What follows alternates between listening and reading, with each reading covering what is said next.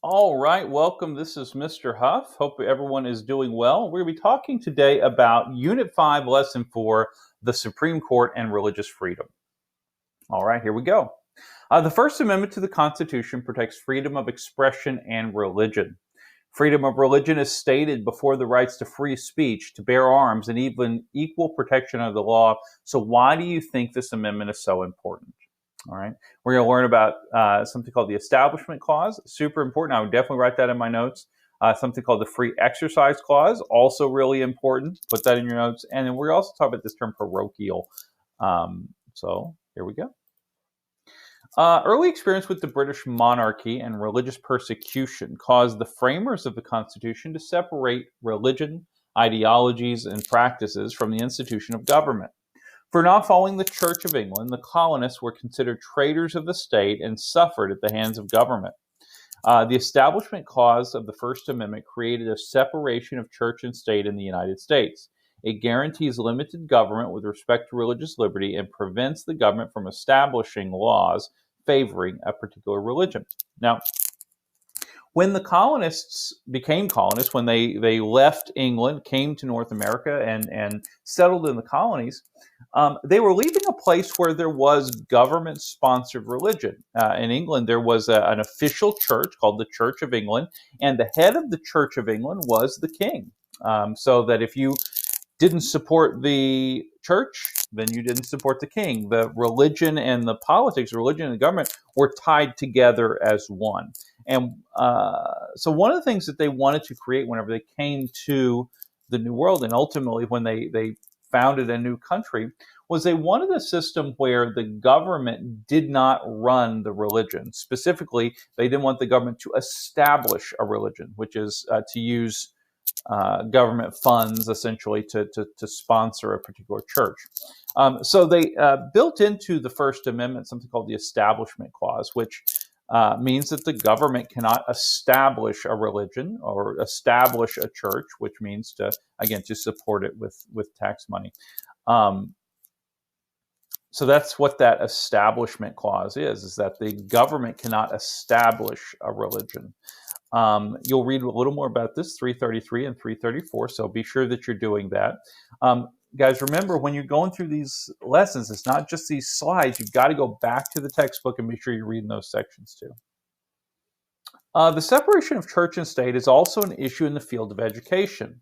How might placing restrictions on religious actions in schools also limit certain individual rights? So it's an interesting question to think about. There have been a lot of court cases, for example, dealing with the issue of prayer in school. Can there be prayers in school? If so, who leads them? How do they work? All of that sort of thing. And you'll read a little more about that in this section of the textbook, 334 to 337. Okay, so we talked about the Establishment Clause. That's the first part of the First Amendment section that deals with religion. The other part is the Free Exercise Clause. Okay, so in addition to the Establishment Clause, the First Amendment also contains the Free Exercise Clause to protect an individual's freedom of religion. This not only guarantees the right to have your own religious beliefs, it also protects the rights to practice your religious beliefs. As with all liberties, however, the freedom of religion is not absolute, and so that's kind of the gray area that the Supreme Court has to, kind of wrestle with. But again, the two parts of the First Amendment that deal with religion are the Establishment Clause, which says that the government cannot establish a religion, cannot create a church, cannot sponsor a church, and then the Free Exercise Clause, which means that we as citizens have a right to religion. We have a right to believe how we want to believe and practice how we want to practice. Okay, so that's the Establishment Clause and Free Exercise Clause, and it's really important to know the difference between those two things. That's an important concept out of this section. Okay, so here, one of the things that's kind of interesting when you start talking about looking at the judicial branches, you get all these interesting kind of court cases. And we're going to talk a little bit about this in Holt v. Hobbs here. So this is a 2014 case. 2014, the Supreme Court made a unanimous decision, 9-0, in a case challenging the Free Exercise Clause. And essentially, let's look at kind of what was happening. Holt v. Hobbs.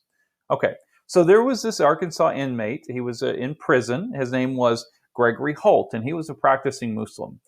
He challenged the prison's grooming policy of no facial hair by arguing that a beard was necessary in practicing Islam. Okay, so the prison had this policy that men in the prison had to shave, and they had reasons why they did this. A couple of them was they said if you had a beard that was kind of long, you could hide things in there, hide contraband in there. And the other thing is that if you have a beard, it's easy to disguise yourself. It's easy to disguise yourself by shaving it real quickly, and then you're not as recognizable, so that might lead to escapes or other kinds of problems. So anyway, they had this policy where everyone had to have no beard. Well, Gregory Holt said, "Well, I'm a Muslim, and part of my faith is that it's important to keep a beard." Furthermore, he said that the prison's grooming policy violated the Religious Land Use and Institutionalized Persons Act of 2000. That act states that no government shall impose a substantial burden on the religious exercise of an institutionalized person, which means someone in a prison or other institution, unless the government demonstrates that the burden is the least restrictive means of furthering a compelling governmental interest. So the compelling governmental interest in this case would be the safety and security of the prison, the safety and the security of the inmates. That would be the compelling government interest. So the Supreme Court kind of had to decide, well, is this policy of keeping your beard shaved the least restrictive means of furthering that interest? So it went all the way to the Supreme Court, and we'll kind of talk about how they ruled. Holt was willing to compromise with the prison by limiting the length of his beard, and the district court granted him temporary relief. However, that same court reversed its decision and dismissed the complaint, citing evidence of the other ways that Holt was able to practice Islam and the need to maintain prison security. So Holt goes to the prison and says, "Listen, it's important for my religion to have a beard, but I'll keep a short beard." And they said, "No, I'm sorry, that's still not good enough. It needs to be shaved." And they said, "You have other ways you can practice your faith, and it's really important that we keep the prison safe and secure, so we're going to say no." Then the prison argued that the no facial hair policy prevented inmates from disguising themselves and accessing restricted areas. We kind of talked about that. The federal appellate court affirmed the decision of the district court. Okay, and then it goes all the way to the Supreme Court. And ultimately, what does the Supreme Court decide?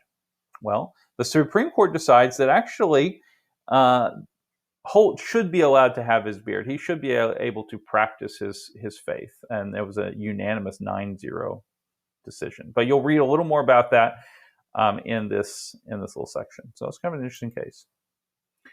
Okay, so apply your knowledge of the fundamental American right of freedom of religion by answering the following questions. I'll let you do that on your own, but you should be able to kind of think through that. And then you end, of course, with your quick check. So that's it for Unit 5, Lesson 4. We'll see you next time. Take care, guys.